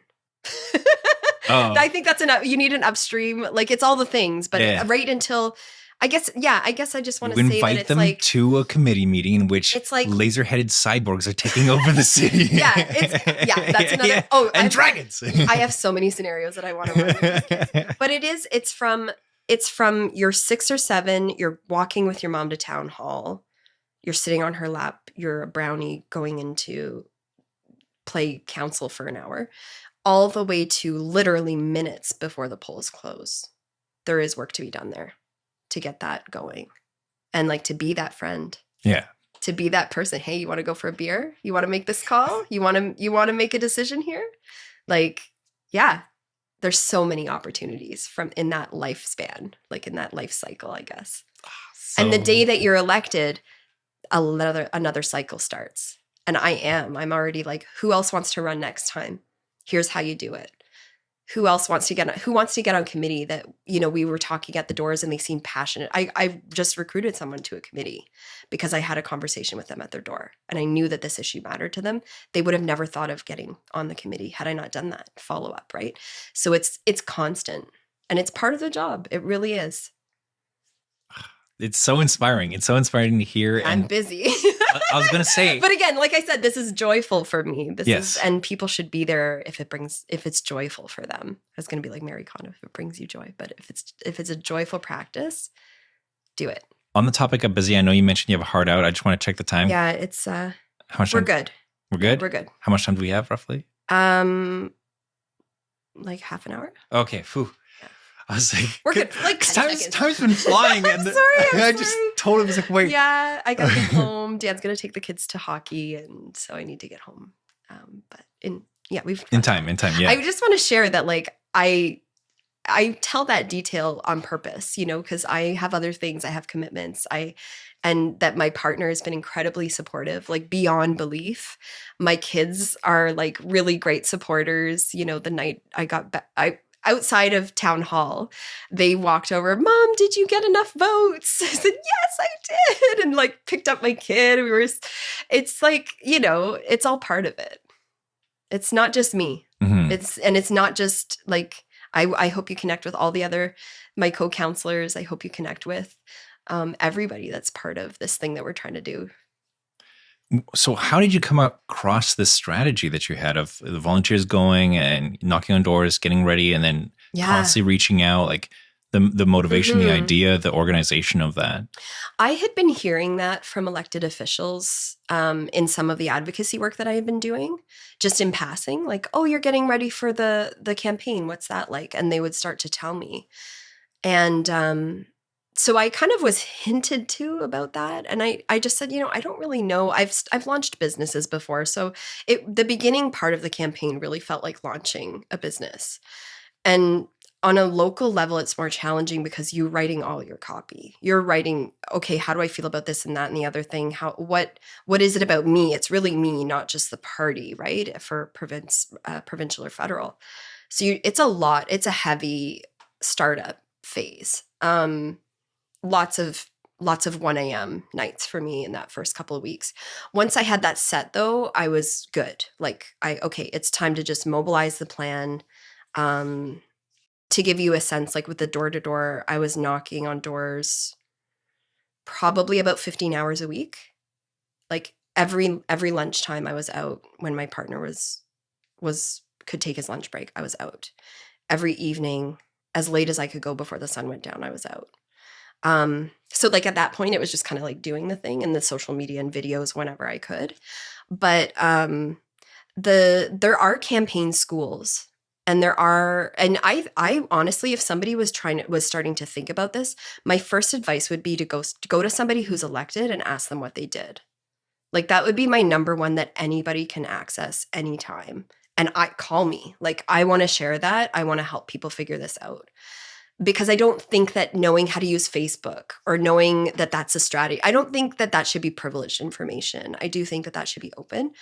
Um, and there are campaign schools that you can sign up for. Some of them you pay for, some of them are offered. I am a woman, and so there are some ones that are aligned, organizations that are striving for parity that offer tools and resources. And the best thing that I got out of that, there's one organization called Parle now. There's also Leadership Féminin Prescott Russell. Doing the what I loved most about that was like kind of workbooks on like, who am I, what do I stand for, what do I want to accomplish, why am I running, kind of getting my messaging together, and like really good prompts about that, templates around like timelines to use.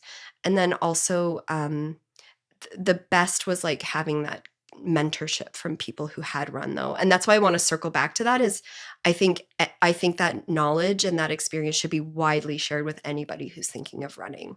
And I'm an open book about what I did and how I did it. um I really wish that more people had access to that kind of strategy piece of it. And it's a whole different job.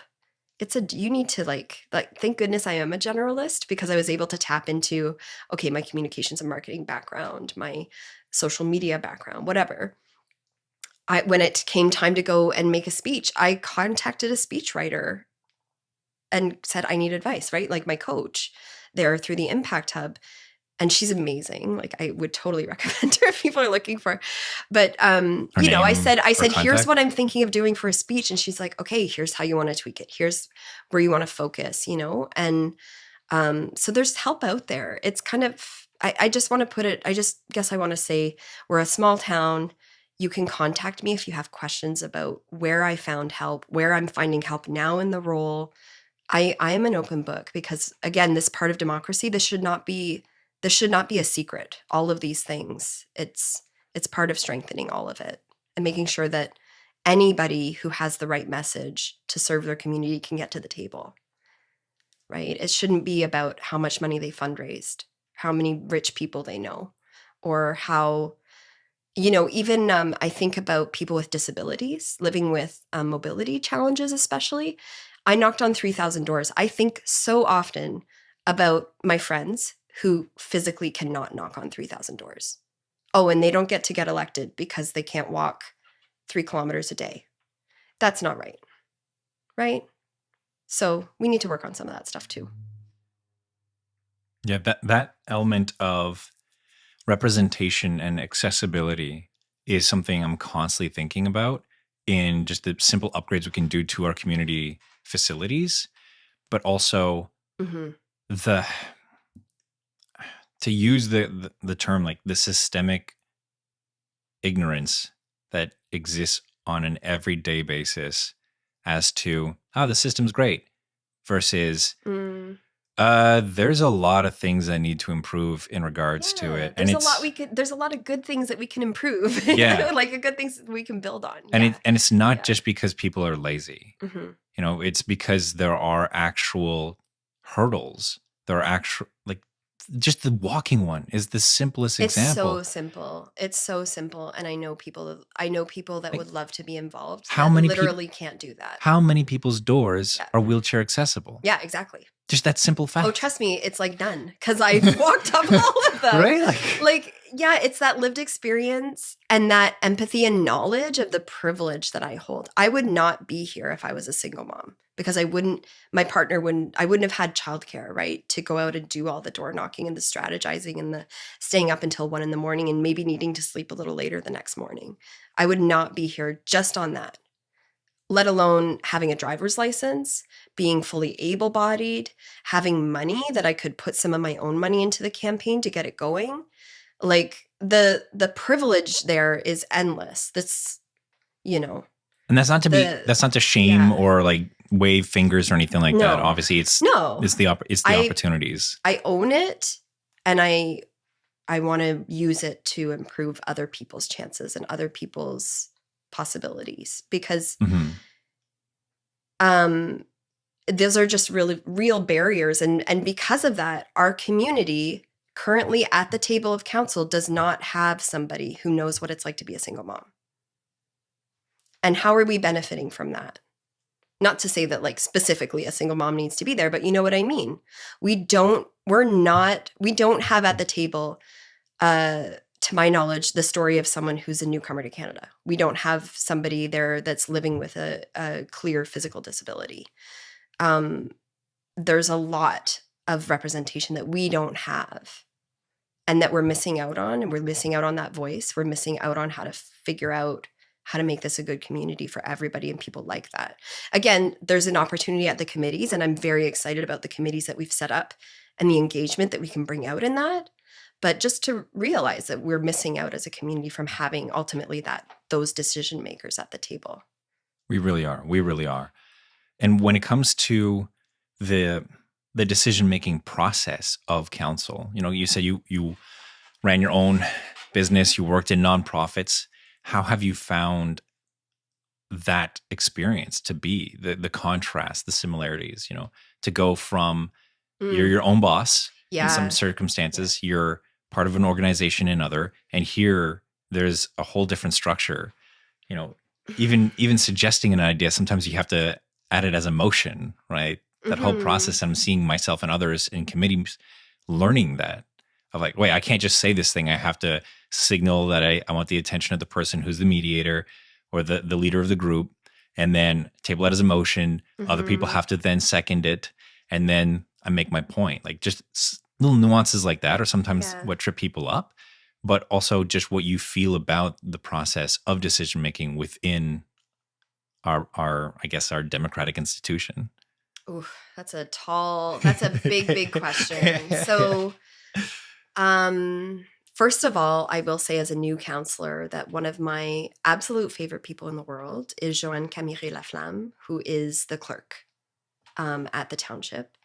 And she, Mayor Leroux was wonderful to accompany Councillor Lalonde and I on our orientation week. All of the staff gave us incredible presentations, briefings on what's been going on, what's coming down the pipe, what's important.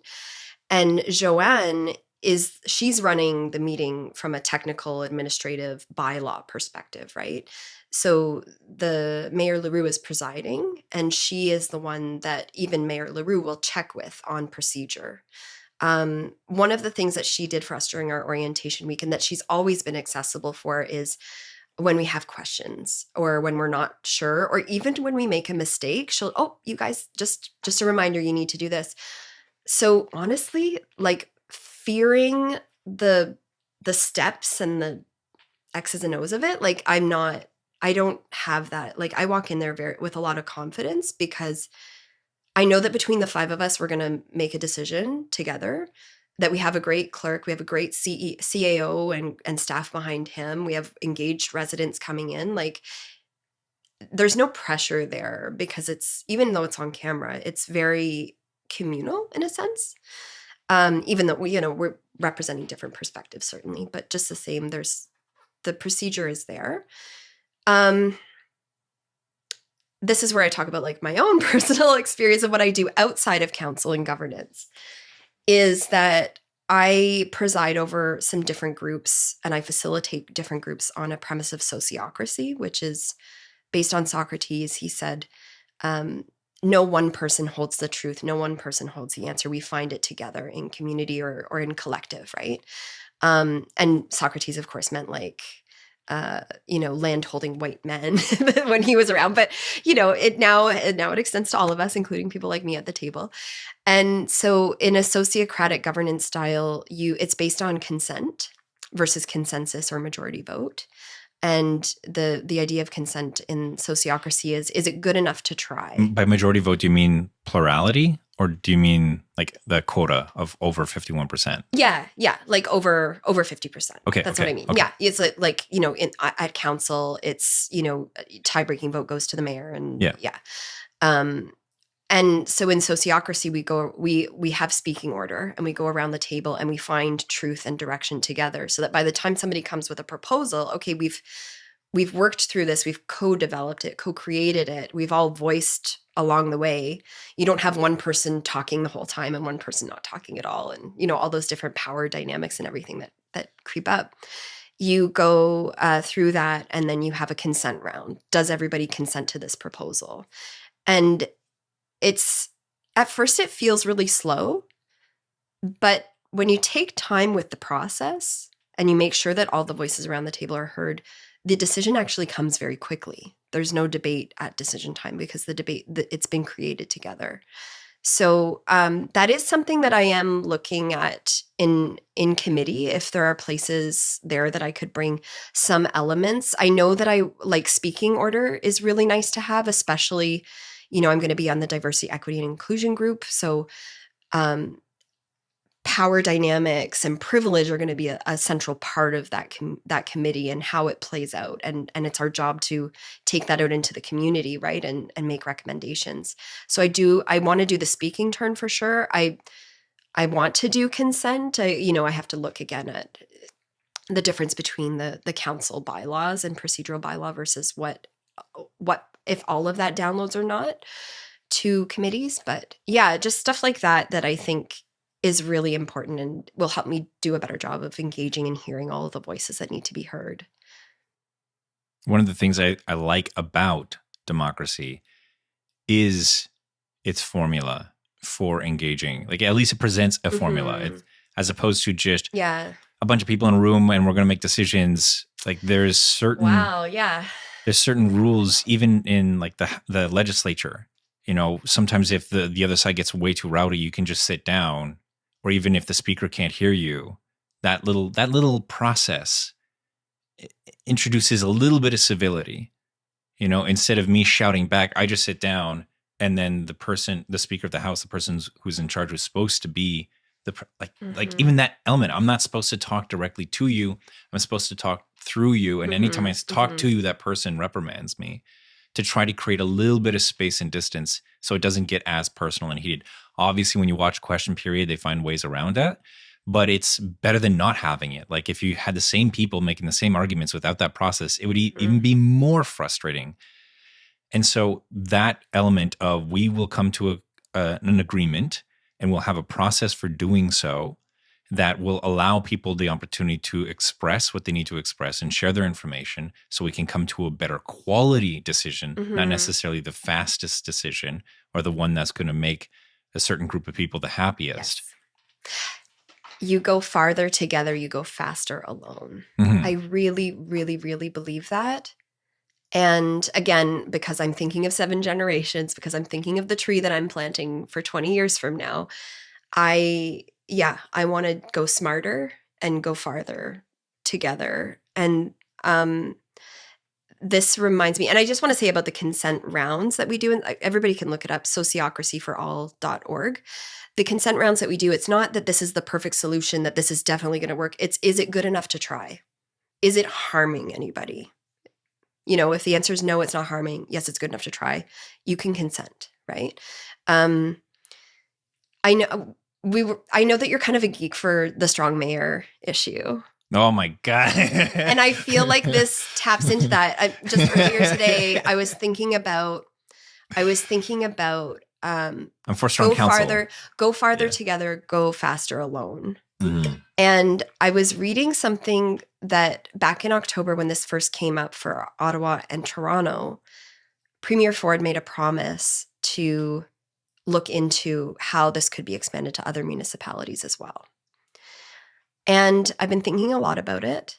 I didn't realize that this was something that he was considering beyond Ottawa and Toronto. It's kind of like that, well, it's not happening to me. Well, are you this or are you that or are you this? Then it is part of then even though you don't live in Ottawa anymore or Toronto or whatever, that this model is something that could roll out across the province. I mean, I'm not under any illusion that like little old Township of Russell is the next on the list, which is great. I love our little Township of Russell. It's so special in other ways, and we're not first on the list, thankfully. And at the same time, I think that in terms of democracy, if we're looking at really having as many voices come up and forward and into the public space for decision makers to be making the decisions the best we can, if we're starting from the top down and saying that the mayor gets to veto anything that the council approves that's against a provincial priority, which right now is to build 1.5 million homes. That bill is very controversial for many reasons. People can look it up. But that is one of the things that, in his announcement, he said, this is going to help us do this. Like, get on board, join us in a partnership, dear John Tory and Mark Sutcliffe, to do this, Ottawa and Toronto, right? And that just the term, the saying was, go faster alone, go farther together. And if this is mayors and the premier together, we're not going to get as far as we would if it was the mayors and the council and the voters all together. And I wish I had a different example to bring to the table, because I don't want this to be about Premier Ford's political affiliation. I really don't. I want it to be about democracy. As in the dangers of the strong mayor situation versus the strength of the strong council, and trying to find examples. And I don't want my criticism of the strong mayor idea to be about political partisanship, is what I'm saying. It's not a good idea for democracy, period. Yeah, 100%. And it's not going to, imagine then I'm a councillor and I'm knocking on doors 4 years from now, 3.5 years from now, and we have a strong mayor system. And so hopefully we all have people that we're running against and for and whatever, and we have lots of people signing up to run a campaign. Please sign up, please do it.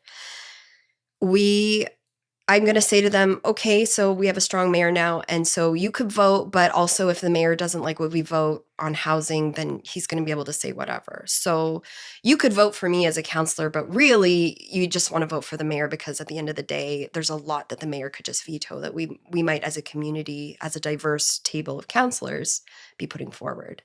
So you go back in that life cycle, right? Or I go to the brownies and I say, okay, you saved all the unicorns. Everybody's happy. There's no more unicorn poop in the streets. But guess what? The mayor loves unicorns and he wants them to run free anyways. And so you just voted on this and it doesn't matter, because the premier of Ontario of the day, whoever it is, wants unicorns in the streets and madness. Well, it goes back to feudalism. It's the message. It's the franchisement or the defranchisement of people. The beauty of our democracy is one person, one vote, and that we vote. But the real beauty is when you get past that into proportional representation, then you have more votes. So I know that we're thinking but that the idea is that you have your points of view, and then you elect somebody to represent you and your points of view. And that person is supposed to act on your behalf amongst other peers. So it's not necessarily one person, one vote. The beauty behind that is equality. That's the beauty behind it. You have the same amount of power that I do to put people in power. And those people theoretically are going to be able to make a decision. And that process is supposed to scale. Mm-hmm. It's the same from the bottom to the top. And when you have something like the strong mayor versus the strong council, the strong mayor, as you were talking about, can veto the council members. Mm-hmm. They're essentially it's like a fiefdom. They're the king and everybody else is just a prince or a lord of sorts below them, versus the strong council, where the council, when they don't come to a decision, the mayor comes in and acts as a mediator and a tiebreaker. So the strong mayor propagates up the old system of strong, violent men versus the empathic, collaborative individual. Thank you for explaining it, by the way, because I just jumped into it, and I'm really glad that you're explaining it now for folks. Yes. Mm-hmm. Yeah. And I just want to underscore again, this is like, do you like democracy? This is not, do you like Premier Ford? This is not, do you like Mayor LaRue? Do you like Warden Riopel for UCPR? Like, that is not what this is about. Mm-hmm. This is about, is this important to you? And it's important to me. So I'm glad that we're talking about it. Yes. It's one of those things that we're it's always on my mind, and it's always something that I want to bring to the forefront, but it's so it has to be explained. It has to be brought down to its core essence of the system component of it. Like the beauty behind having counselors debating something and trying to come first to a consensus, as opposed to, do the counselors agree with the person up top? Are we finding truth and the way together? Mm-hmm. Or is the loudest person in the room the person with the most power? Is that person the person that's that's finding the truth for us? And then when you connect that to our current system of plurality, not even proportional representation, the person who gets elected at the top doesn't even do so with 50+% of the votes. They can get 30% or 35% of the votes. So they are effectively the leader of a strong minority who gets to exercise their power through the strong council system across the rest of us. Versus strong council, where you have first everyone who's representing these smaller demographics trying to come to consensus, and then turning to that person who is a leader of the strong minority. I think that it speaks volumes that when this was offered in the last election or prior to, that Mayor Jim Watson in Ottawa says, I don't need this power, and this is not something that I'm looking for. And looking at even John Tory's history of voting, 98%, I rounded up 0.1, 98% of things that he wanted through got through. Right? So why are we even doing this? What is the problem? And no, go. You know, and in order to get that through, he had to do some work. He had to do some hard work. There was back and forth. There were drafts that were circulated. There were changes. There was collaboration. And as somebody on council, even little old Russell Township, we are doing that. And I'm here for it. I love that we're workshopping things. That he had to do that behind the scenes to get that 98% of what he wanted passed. So it's not even that he got it his own way. But you know what I mean? It's like, why are we doing this? What is the win here? Who asked for it? Why are they asking for it? Well, I'm going to stop there. Yeah. There are other goals. There are other goals that are going to be accomplished by this that different people have. Yes. Yeah. 100%. When that came around, I'm like, how has this not been brought to court? How has that not been literally brought to the Supreme Court, as this is legitimately Yeah, I don't know if it's the first time we've done it in Canada. It might be the first time that it's been done in Canada, right? Because it's in Chicago. It's in some cities in the States where, I don't know how big Chicago is, but it's probably bigger than Ontario. I don't know. But, some Yeah, really yeah, large yeah, cities, yeah, yeah. no, not to say that that's, but if you've got like certain emergency planning or something, there are cities. Yeah. Anyways, I just want to say that it's important that people look at this and think about that, and in that lifespan from brownies and unicorns to 2 minutes before the polls close, how is that going to impact who runs, who gets a voice, what happens when they're elected, what they get to say.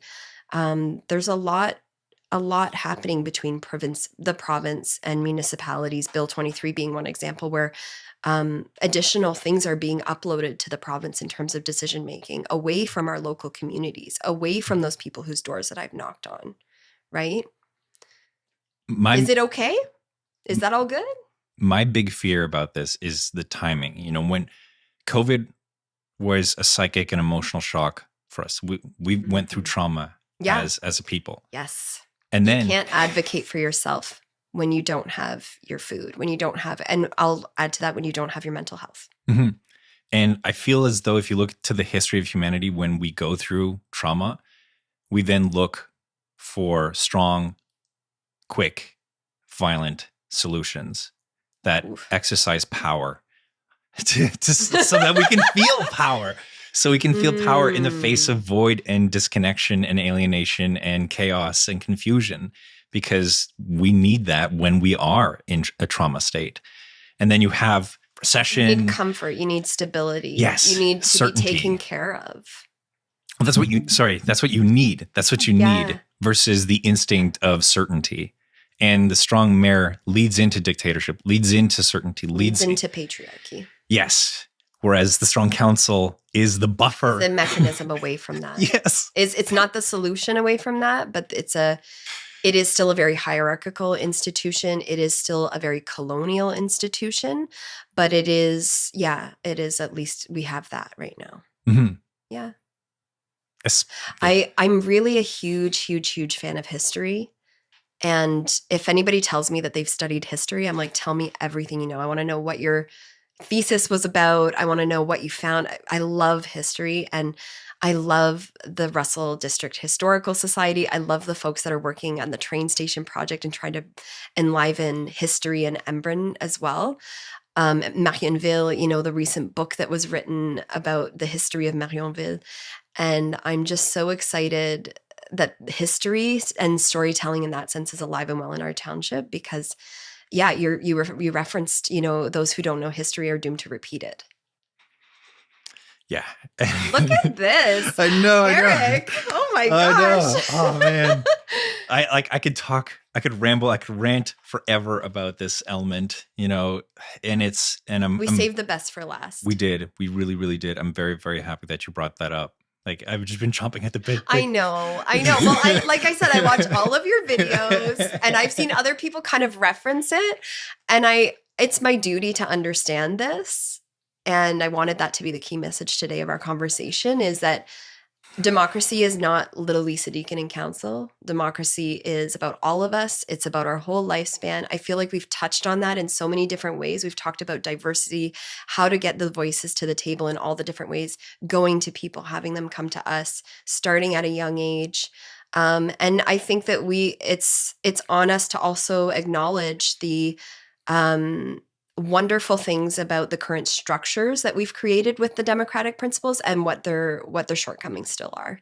And we live in a place where strong mayor was something that was able to get through, right? It didn't go to Supreme Court. So just always understanding that once you get in there, and I'm like a little mouse doing my little tweaks for the bigger transformation that I want to see 20 years from now, 7 generations from now, like I'm holding all that. I'm thinking about all of this, and I'm just so honored and so lucky to be representing you, to be hearing from you, to be hearing from all residents, to be a person that people find trust in and decide to contact me. And I'm going to be looking for more ways to have more touch points in different ways and methods in the next 4 years to keep that going, because it's not a one and done thing that happens at the end of the campaign. It's really the start of a whole other journey of engagement.